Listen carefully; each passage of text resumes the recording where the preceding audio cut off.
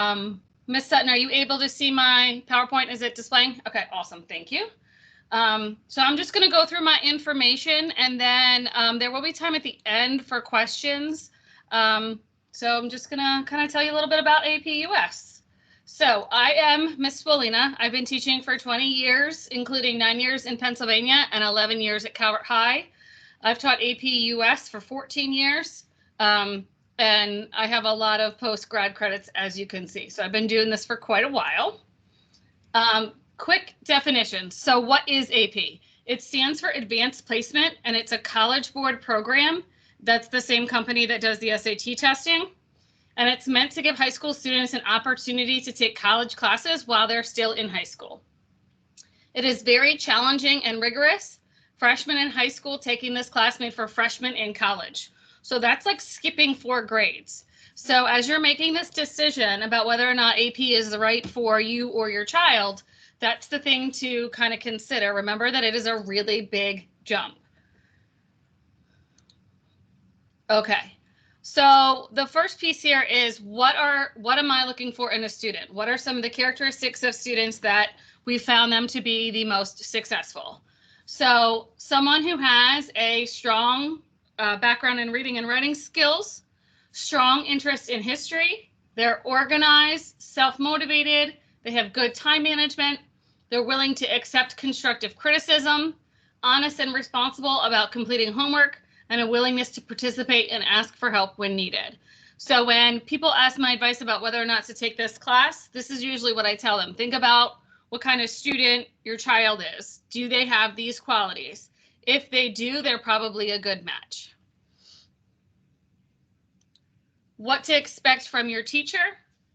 So genuine concern and care for student success, strong knowledge of history, summer workshops available. I'm not sure what those will look like this summer, but we will have them in some capacity as we did last year. We did them virtually, so we will have something to help students over the summer.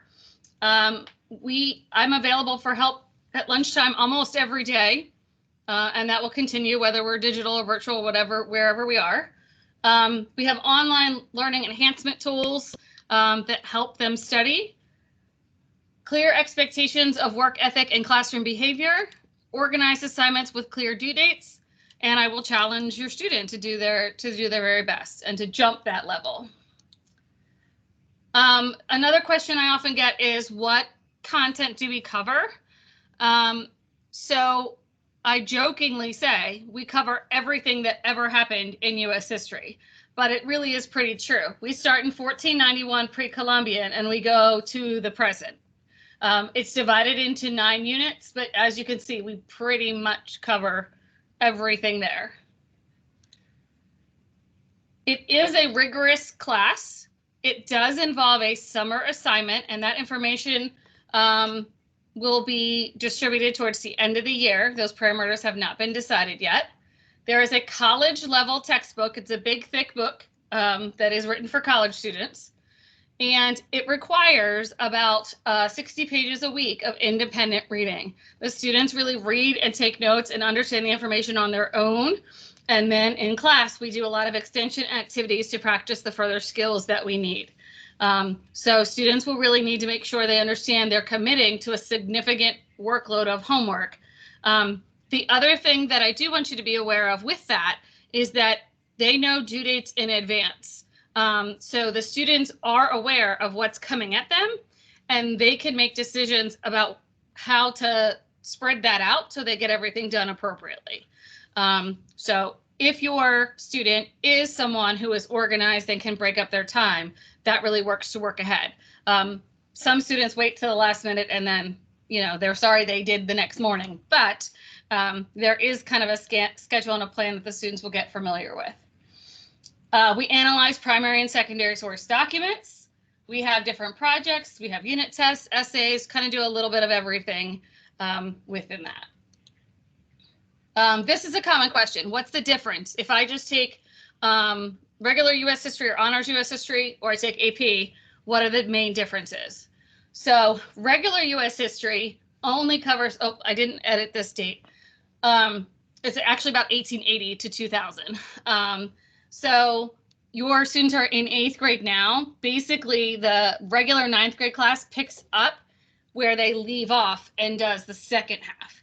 Whereas AP, we actually go back to 1491, go pre-Columbian. So there will be some review of the stuff they learned this year in 8th grade, and then we go all the way to today. So you can see we cover more than twice the amount of content in the class. Regular U.S. history has some homework and projects. They can be in history fair. Their testing is mostly multiple choice and some writing, and they typically use a high school level text and sources. And if they do use sources that are more difficult, they're typically very like scaffolded with assistance to help the students with that information. And then AP again is the different time period. Consistently nightly readings, again, about 45 minutes per night of a commitment that students need to be doing, and usually one major product per quarter. Usually the project is actually designed to help them increase their grade a bit. So it's typically made with that piece, but it is a requirement. History fair is not required. If students choose to do it, they may, but it's not a requirement. And our testing is much different. We have multiple choice, short answers, document-based questions, and long essay questions, all with really strict time limits. And this comes a little bit in another slide, but the reason that happens is because we are preparing the students for an AP exam at the end of the year. So we test in class the same way that they will see that test in May. So it's set up in that same way. And I would say the time requirements are one of the biggest, like rude awakenings for some of the freshmen. They really seem to stress about having to do things so quickly. The other thing to know is, according to College Board, a normal decent grade on those items is about a 65%. Students are getting about 65% of the multiple choice. They're on track for a 3 or above on the exam. So that's, again, the same kind of tests we're taking in class. So sometimes when students get those grades and they're not used to getting a 65 on an exam, that can be something that we have to work around in terms of students and their resilience and their emotional reaction to what's going on. So that is something to kind of remember. College level text and college sources, and then a positive that's not attached to the regular class is it is weighted. So you are rewarded for taking an AP class with a grade weight. So it is a 1.1. So if you earn an 80, it actually turns into an 88 when it is calculated into your GPA. So that does kind of make up for the fact that things are more difficult and you might score a little bit lower than if you were in another class. But overall, it's weighted when it goes into your curriculum, or into your GPA, excuse me. Okay. Okay, so this just kind of further shows the difference between the two. So these are sample questions that you would see on a multiple choice test. So this is a sample question from a regular U.S. history test. So it says, what was one domestic policy that President Clinton worked to reform in the 90s? With the choices of welfare, relations in the Middle East, passage of desegregation laws, or ending the Cold War. So the answer to this is welfare. So it's kind of a basic knowledge recall. If they understand that Bill Clinton did welfare reform, they're essentially good to go. I know this isn't the best quality because I had to kind of cut and paste it, but this is an example of an AP question, okay? The first thing to know from an AP question is that every single multiple choice question has what we call a stimulus. So it's either a reading passage, a graph, a chart, a picture, something that goes with the questions.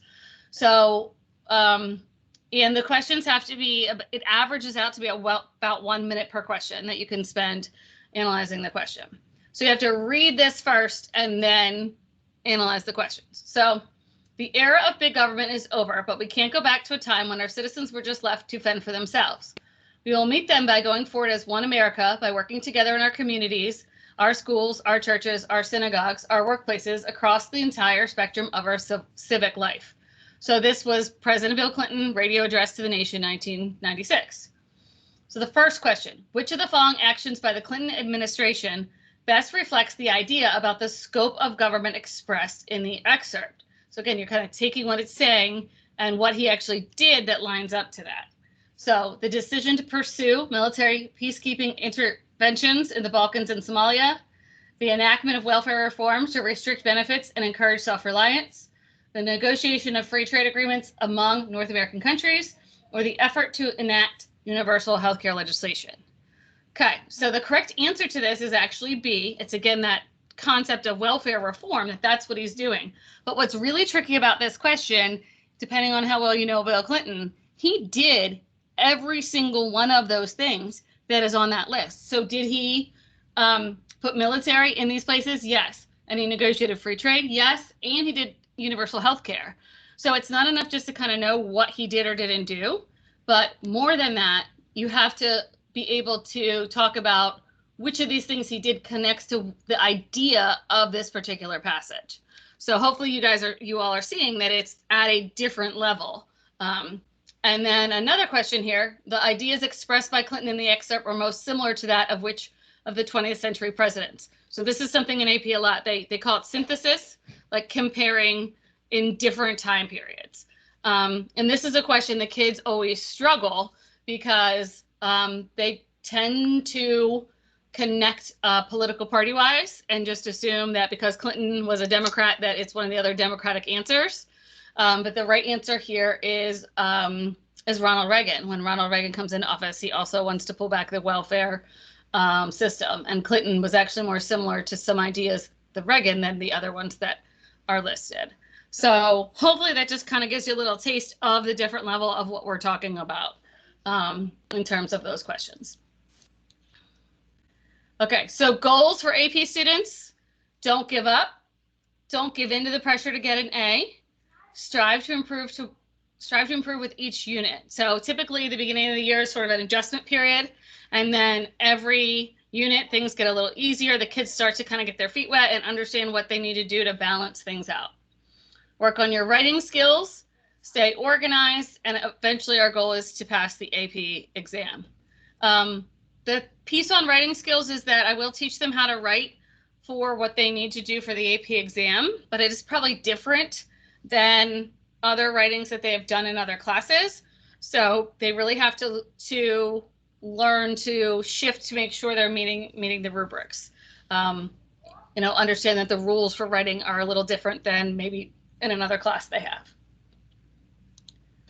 Okay, so the AP exam is usually taken in May, and this year's cost is about $95. So it can change from year to year, but it's in that general ballpark. And it again includes multiple choice, short answer, and the essays. It's a DBQ and an LEQ. So that's what we're preparing the students for. And this is the cool part. This is the part that allows them to get college credit. So the students can get a score on the exam from 1 to 5. Typically, schools will accept credit for a 3 or above. Some schools for 3, more for the 4 or the 5. So students will have a choice whether or not they take the exam at the end of the year. But if they want the opportunity for college credit, they have to take the test. And then the credit is awarded based on the school and based on the score that they receive on the test. So it's not a guarantee, but it is the best way to have that opportunity. Okay, so based on all that crazy stuff I just talked about, why take this class? So we learn how to craft historical arguments based on evidence, develop chronological reasoning skills, force students to think deeper and hone their argumentative skills, continual practice of writing and reading skills, and better preparation for future AP classes, and a better idea of what college classes will be like.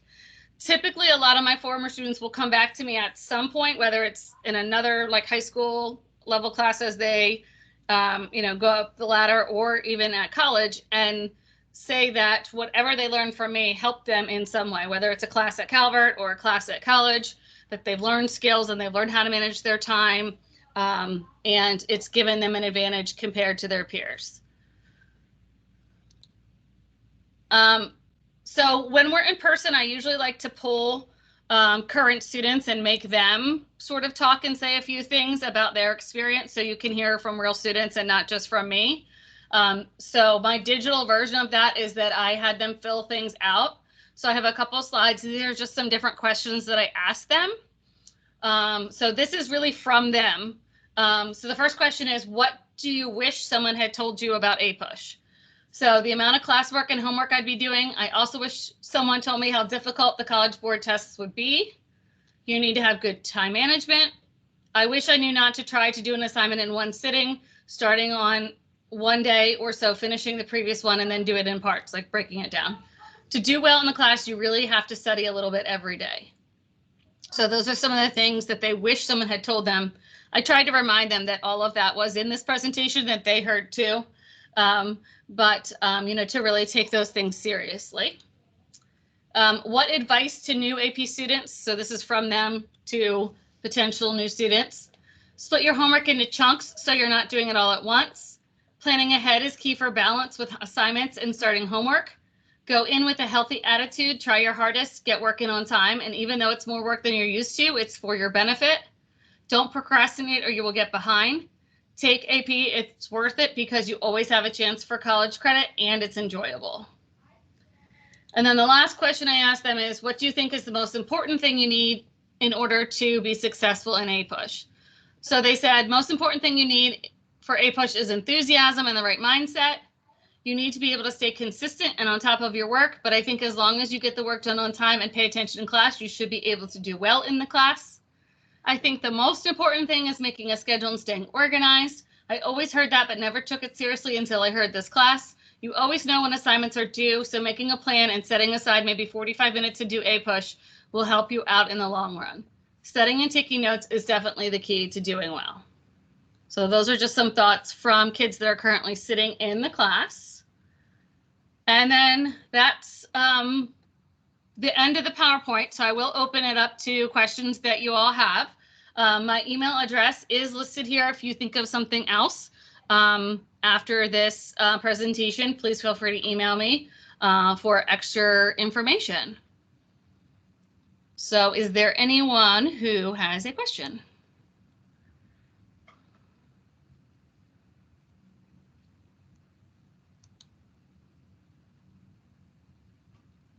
Ms. Johnson?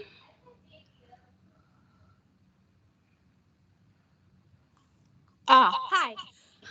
So my question is, I know that ninth graders are allowed to take this, but will they be in class with only ninth graders, or is it a mixed level class? It is typically only freshmen. There are a couple exceptions. I think I have 2 sophomores this year. The exception typically is if a student comes in from another county and they didn't have US history as a freshman, then they have to take it at some point. So occasionally we have upper grades mixed in, but it's almost all freshmen besides that. Thank you. You're welcome. Any other questions?